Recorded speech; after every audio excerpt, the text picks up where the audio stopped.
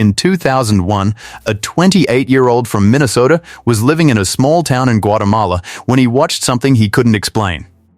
A group of corn farmers' men who had worked the same land their fathers worked packed up everything they owned and walked away. Their farms had failed. They were moving to the city. He couldn't stop asking one question. Why does a corn farm? That question took him to one of the most hostile environments on Earth. A valley in Saudi Arabia where the water table had collapsed and the desert was advancing 5 times faster than anywhere else on the planet. And it led him to the decision that everyone, including the people who had worked alongside him for 6 years, called scientific madness. He turned off the only water supply keeping 4,000 trees alive in 50 degrees Celsius heat. And he waited. What happened in the 2 years that followed completely changed what we thought was possible in a dead landscape. What was lost this valley was not always dead. For thousands of years, the Jahdali tribe, 9 villages south of Mecca, governed this land under a system called Hema. The land was divided into protected zones. Grazing rotated. Trees were left standing. The valley held water the way a cupped hand holds rain. Juniper forests covered the high ground. Cedar, tamarisk, and acacia lined the valley floor. Arabian red foxes, eagles, hyenas, wolves, and the Arabian cobra lived here. It was a functioning dry forest. Then, in 1954, the HEMA system was abolished. Not by climate, by a policy decision. What happened next is the reason the desert won. The regulations on grazing and vegetation protection were removed. Trees were cut. Livestock stood in the same ground year after year, compacting the soil until it set like concrete. When the rains came, water no longer soaked in. It ran off the surface in violent sheets, tearing through the valley floor, carrying the topsoil with it. Nearly a century of damage concentrated in one place. Every year, flash floods along this coastline released billions of cubic meters of fresh water, and 90% of it disappeared within hours. Evaporated under open sky or running back into the sea. The land that once caught and held that water which raises a question.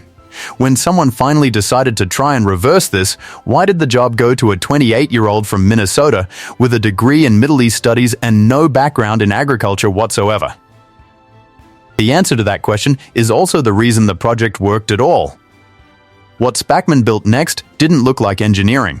It looked like he was making the problem worse until you understand what was happening underground. Spackman arrives. Neal Spackman had studied Arabic at BYU. Not conversational Arabic fluent, cultural, tribal Arabic. And when he arrived in Guatemala in 2001 and watched those corn farmers walk away from their land, the question that stayed with him wasn't really about farming. It was about systems. I met a group of corn farmers whose farms had failed. They were forced to leave everything behind and move to the city. That sparked a question for me: why does a corn farm fail in Central America? Neal Spackman. That question eventually took him to the Arabian Peninsula. The project had 2 co-founders, Princess Haifa Al-Faisal and Mona Hamdi, whose connections and institutional knowledge made it possible to operate in the region. But the reason Spackman specifically got the job wasn't his agricultural credentials. He had none. Familiarity with culture and language was the only reason I got that. Neal Spackman in a project that depended entirely on the cooperation of 9 tribal villages, being the one person who could walk into a tent with a Jahdali elder and have a real conversation, wasn't a soft skill. It was the only way anything got built. He wasn't parachuted in for a season. He stayed. I was functionally embedded with tribes of settled nomads for about 8. I was the only English speaker within 100 miles. Neal Spackman. What Spackman found when he mapped the watershed was a land that had been stripped of every mechanism it once used to catch and keep water. The soil was sealed. The slopes were bare. The valley floor, which should have been absorbing floods and feeding them underground, was a smooth channel funneling destruction straight to the sea. He had 100 acres and 4,000 trees to plant. And a conviction that if you rebuilt the infrastructure beneath the land would do the rest. No one in conventional agriculture was betting on that. The engineering the problem was never that the desert had no water. The problem was that the water arrived all at once, violent flash floods, and then it was gone. Evaporated under 50 degrees Celsius sun or racing back to the sea within hours. Spackman didn't try to stop the floods. He built a system to slow them down just enough to sink them underground where the heat couldn't reach them. Think of it as building an underground water bank. Spackman and the community built thousands of handmade stone terraces across the mountain slopes, not modern engineering, but the same techniques the Nabateans and the Inca used thousands of years ago. Each terrace is a deposit mechanism. When a flash flood rushes downhill, it hits the terrace and loses momentum. Instead of running straight to the valley floor, the water slows, spreads across a wider surface area, and begins sinking through layers of rock and soil into the ground below. The swales are the vaults. Spackman dug them along precise contour lines, kilometre-long channels cut perfectly horizontal across the valley floor. Water entering a swale has nowhere to run. It sits still, and over hours it infiltrates downward through sand and stone into the water table beneath. Underground moisture at 2 meters deep stays stable year-round. Protected from the sun. Naturally filtered. Exactly where tree roots can find it. By 2016, the system had accumulated something no one could easily picture. 20 Olympic swimming pools of water, hidden beneath a valley that looked completely dry from the surface. No electricity bill. No pump, no evaporation. A water bank that had been building quietly for years while the trees grew above it. The system was working. The trees were growing. 6 years of effort, the trust of 9 villages, everything holding. What nobody was asking yet was what happens to a system like this if the man who built it is no longer there. That question was about to become the most expensive test Neal Spackman ever ran. The shutdown in 2016, the global oil price collapsed. For the Al-Baydha project, that meant the money stopped. Not reduced, there was no longer a budget to run the pumps, no budget to maintain the drip irrigation lines that kept water flowing to 4,000 trees. The financial infrastructure of the project simply ceased to exist. This was not a planned experiment. It was a crisis. What Spackman did next was to reframe it as a test. The community begged for water trucks. These were people who had given 6 years of their labor to this valley. They had watched the trees grow from saplings. They knew what was at stake if those trees died. 6 years of work, the investment, and the last serious attempt to undo what the 1954 decision had started. They viewed the refusal as abandonment. Some had already mentally prepared to clear away the dead trunks. If the system does not survive on its own, in its own climate, then it is wrong. If the trees die, the model failed. Neal Spackman, he turned off the water. The grass dried out. Leaves fell across the ground. The valley went quiet in a way that felt final. And then, nothing. Months passed. The winter rains came. Flash floods hit the swales. The water slowed, spread, and sank underground exactly as Spackman had designed it.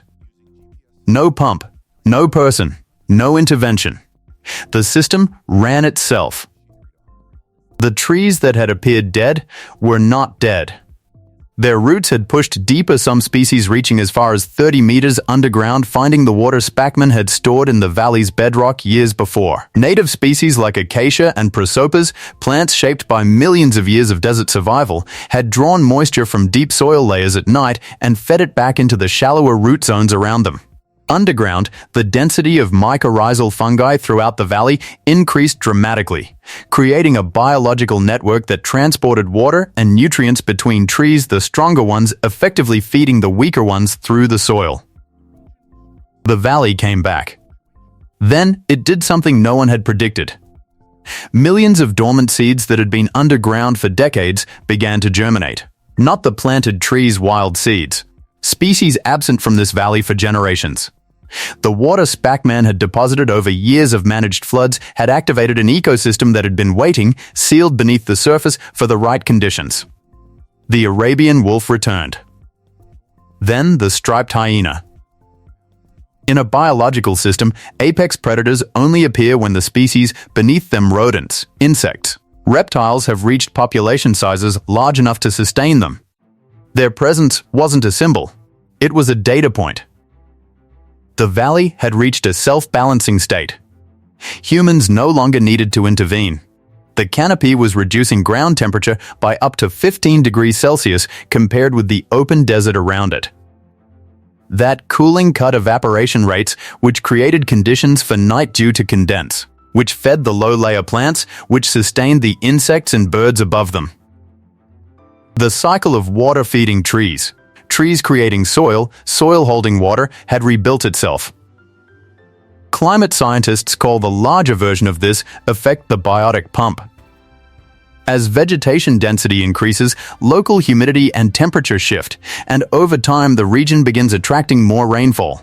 The Al-Baydha Valley was beginning to change its own microclimate. The desert, it turned out, had not been fighting back. It had been waiting. Systemic risk. In 2018, Neal Spackman left the valley. That's not the story of a project abandoned. It's the proof that the project worked. A system that requires its founder to survive has a single point of failure. Spackman had spent 8 years building something that no longer needed him. The methodology was proven. The only question left was where it could go next.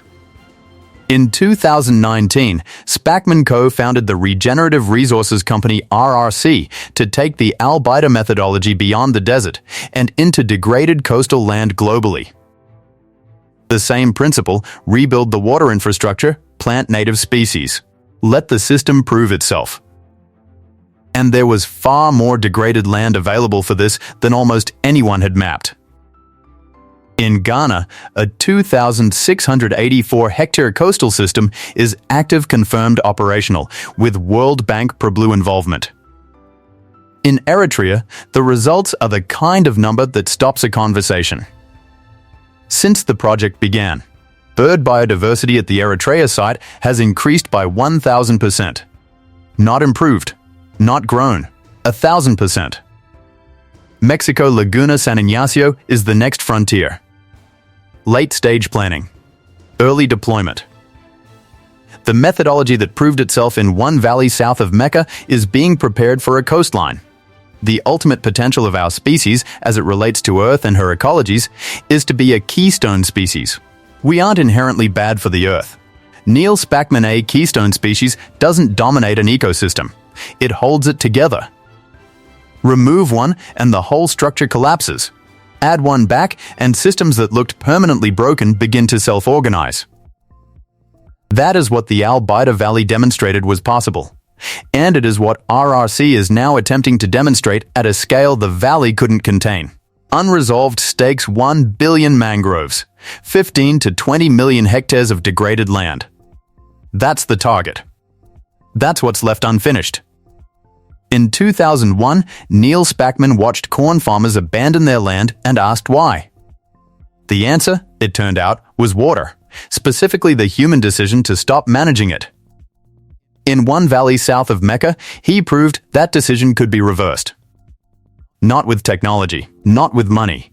With stone, contour lines, and the patience to let a system prove itself on its own terms. He left that valley in 2018. It didn't need him anymore.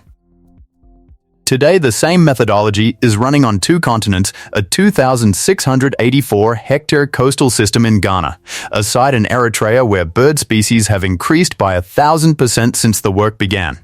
The target is 1 billion mangroves. 15 to 20 million hectares of land the world had written off. The question he asked in Guatemala took him to a valley in Saudi Arabia. The answer he found there is going everywhere.